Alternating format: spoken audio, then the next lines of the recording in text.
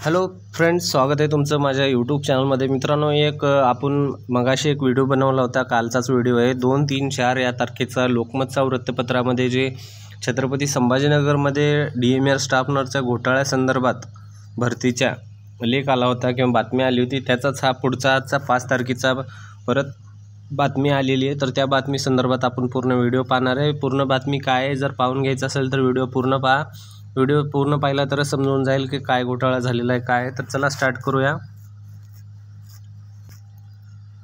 तर पहा, यामध्ये सांगितले आहे स्टाफ नर्स नियुक्ती घोटाळा SITची चौकशी करा। तर पहा, जे स्टाफ नर्सचे संघटनेचे अध्यक्ष आहेत तर त्यांनी असं मागणी केलेली आहे की पालकमंत्र्यांकडे की SITची चौकशी केली पाहिजे ह्या घोटाळ्यासंदर्भात। तर पहा, सरकारी स्टाफ नर्ससाठी नियुक्तीचा दर 20 लाख आहे असं त्याच्यामध्ये उल्लेख केलेला आहे। तर हे पूर्ण बातमी लोकमतनी ओपन केलेली आहे असं लोकमतचं म्हणणं आहे यामध्ये। तर पहा, पालकमंत्री जे संजय शिरसाट आहेत त्यांनी शासनाकडे आग्रह केला आहे की ही जो घोटाळा झालेला आहे हा घोटाळा हे पूर्णपणे ओपन झाला पाहिजे, जेणेकरून हे काय होतं हे समजलं पाहिजे। आणि हे शासनाकडे यांनी असं विनंती केली आहे की याचा SITची चौकशी झाली पाहिजे असं संजय शिरसाट यांनी सांगितलं।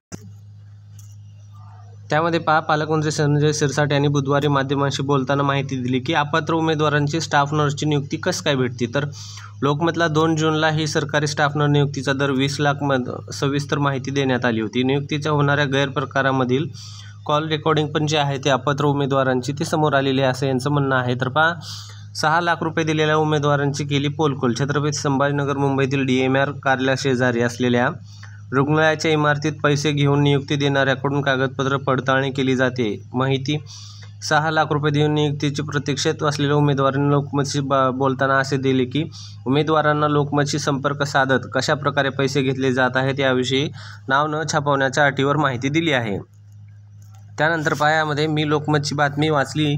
मी पण 2018मध्ये वैद्यकीय शिक्षण या विभागात स्टाफ नर्स या पदासाठी परीक्षा दिली होती। सदरील परीक्षा काळात माझे धुळे येथील 2 ब्रदर्सशी संपर्क आला। त्यांनी मला स्टाफ नर्स या पदावर थेट मुलाखती नियुक्ती करून देण्यासाठी 10 लाख रुपये सांगितले असे सांगितले। त्याप्रमाणे मी त्यातील वेळोवेळी 6 लाख रुपये त्यांना दिले। दरम्यान नियुक्तीपत्र अजून उद्या देऊ असे त्यांनी सांगितले। कोणतेही नियुक्तीपत्र दिलेले नाहीत।